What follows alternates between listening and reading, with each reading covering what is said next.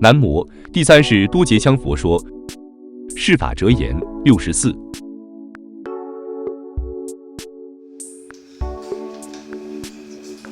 才智能量盛大者，或是口舌相对之。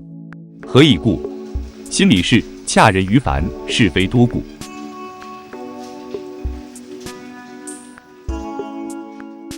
凡是才华、智慧、能量越大的人，他的或是非口舌相对的也就越多。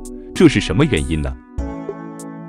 主要是由于他的才华、能量、智慧很大，所以他与社会的交往就频繁，接触的人很多，说话办事自然就多。